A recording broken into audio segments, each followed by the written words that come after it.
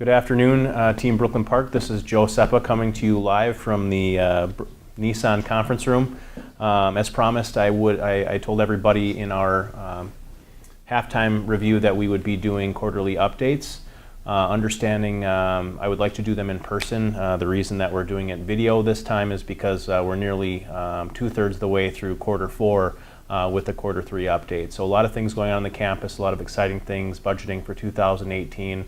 A lot of positive changes going on right now, and a lot of good things to report that way. But in any case, I wanted to make sure and give everybody an update on where we stand. So as we move into the last month of quarter four and into the next year, I want to create a lot of clarity for everybody so we understand what direction we're going and make it easier for everybody involved. So a couple things to mention. We're making a lot of good progress in a lot of areas. But we're still not there. We still need to keep pushing. We've done a lot of training here in this past quarter, customer experience training, delivering exceptional customer service training, and we've in this last quarter we've had some downturn in our CSI, so just need to get refocused on it, go back to what we learned in the training with Michelle here this last quarter. So moving on, we'll start. Just first and foremost, I want to thank everybody for their service here, for everything in the sacrifice that you put on the table. It's the holiday season now. We're wishing everybody the best, just coming out of Thanksgiving, and the best Christmas and holiday season to you and your family. So we're at a really exciting time of our year, November and December. We're a second half team. We always finish very strong our months all year long, but especially in November, December. A couple of stats to talk about, is in November from the 21st through the 30th, we double our business. And then in December, from the 26th through the 31st, we also double our business. So the end of the month in November and December is the best for us and really provides us and our families with a lot of opportunity as long as we do it right. So thanks for everybody doing what you do, and we'll move on to our update here. So on to slide 2 here. What we'll be talking about today is our reason for existence, our approach, our Q3 performance to budget, our KPI and OLP progress, so where we stand on CSI, some housekeeping items, and then lastly our 2018 budget. So on to slide 3, our reason for existence, to make people's lives better through work, to make our customers happier, and our communities better by providing a moment of happy, because happiness matters. And how do we do it? I think it's important for us to all recognize how we get there and how we do things here. And the one big one is heart. We serve people with heart. We care about community. We cherish family values. We are one Maury's, unified in purpose of improving the lives of our customers and our employees. We serve with passion, gusto, courage, and character. Curiosity. We are curious always. That curiosity drives our quest for learning and innovating. We want to be the only, not necessarily simply the first or the best. Only is a cut above. We continually seek to get better, to educate ourselves, to be dynamic in our approach to our business, our customers, and our people. We seek to reinvent our space. Grit. We work hard, harder every day. We are driven by the idea that pure perseverance can overcome almost any obstacle or challenge. While we can never be the smartest, the richest, the tallest, we can be the hardest working. We grind to get better, to learn, to excel every day. We put our heads down and figure it out. Humility. We balance our pride with humility. We are respectful and humble at our core. We value quiet excellence. Ultimately, our success will speak for itself. Winning in our world is always infused with humility and a genuine respect for our competition. Arrogance leads to extinction. And finally, unbridled integrity. We always tell the truth. We never lie. We are incorruptible. So how we do what we do, I think it's just our core values and who we are, and is something that we should talk about and remind each other as we do these quarterly updates. Moving on to slide 4, our approach, things that are really important to me here at Brooklyn Park. Teamwork, simply stated, is less me and more we. True leaders don't create followers, they create more leaders. We may not be the most experienced, but we will be the best trained. You'll notice that one is bold and underlined. I'll talk a little bit about more about that one as we go. Respect is not expected, it's earned. Silence is acceptance. Lead from the front. Back to the basics. And finally, culture, process, and accountability in that order. We'll also talk a little bit about that further in the presentation. So moving along, understanding everybody's got to watch this and get on with their day. So I'm just going to try to keep it fast-paced so everybody can get back to doing what they do best. We'll talk a little bit about profitability and CSI for quarter 3. We can really just focus on slide 5 here, and really both stores were behind our budget by approximately $270,000 at both stores. Really one of the biggest things that we can do is improve our CSI to lessen that gap between our actual performance and our budget. So we'll talk about that. In any case, there's a lot of opportunity for us all.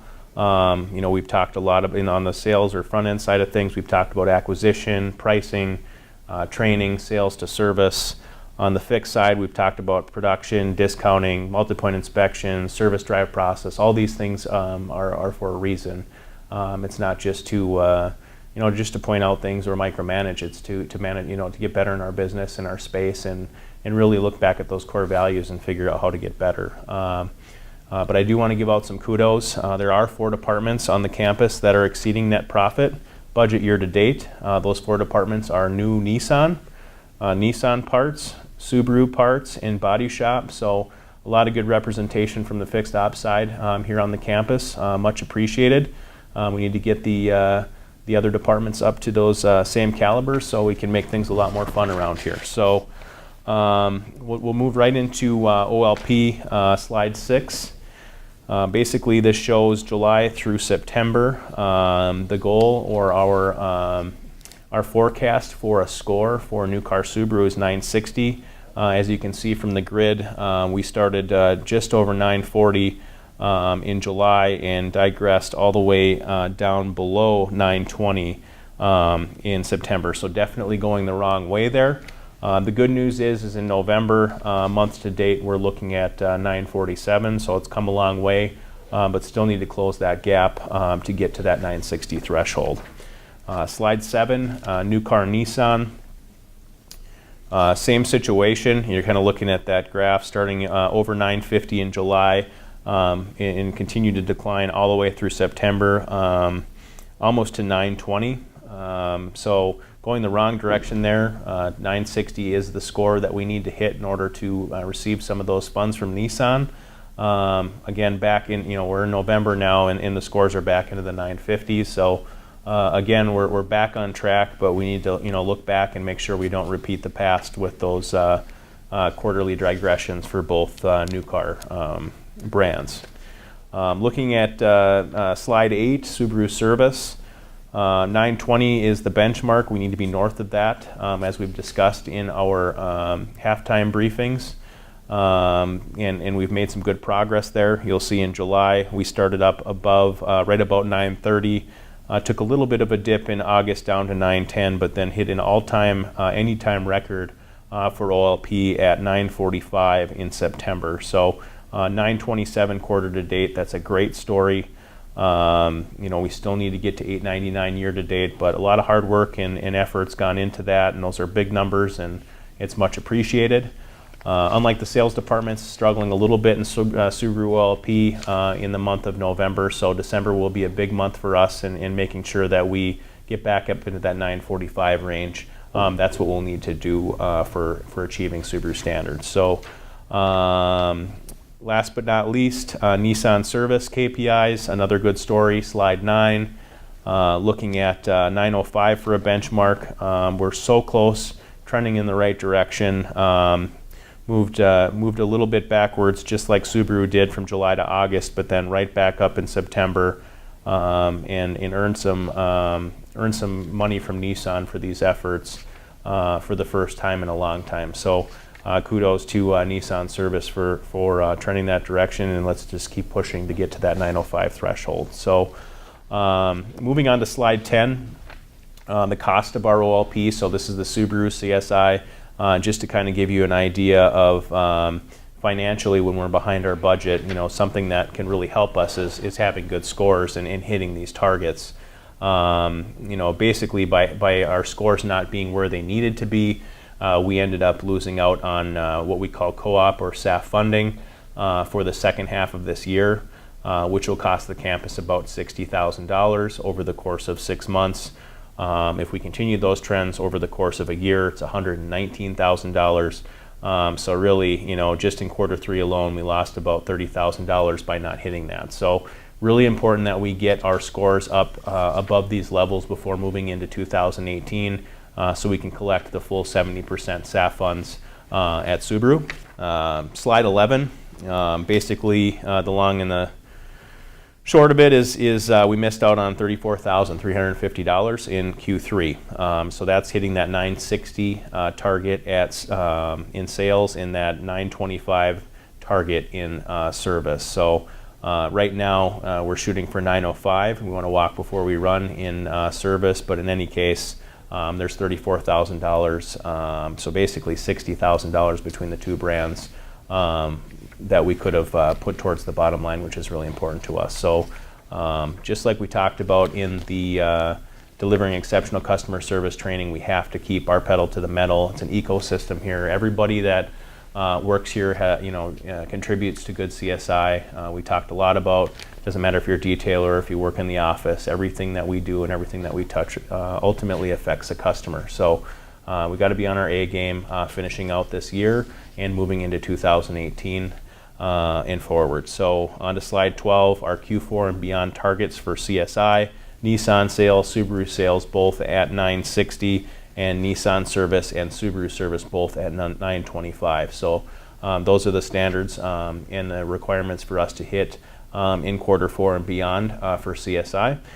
So we need to make sure that we're focused in the right areas there. On to slide 13, some housekeeping and other items. If you'll notice here, I'm not sure if you can see it in the camera, but I've got my name tag on. I really believe that a name tag is more than just a name tag. I've had a lot of conversations with a lot of folks around the campus, customers and employees alike. Sometimes I forget I'm wearing it. I wear it into a gas station.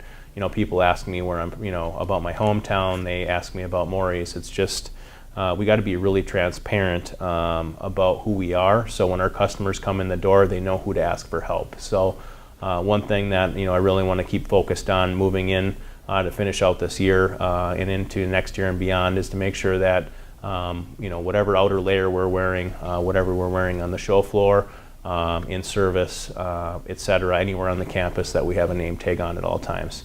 Super important to again start conversations and create transparency with our customers.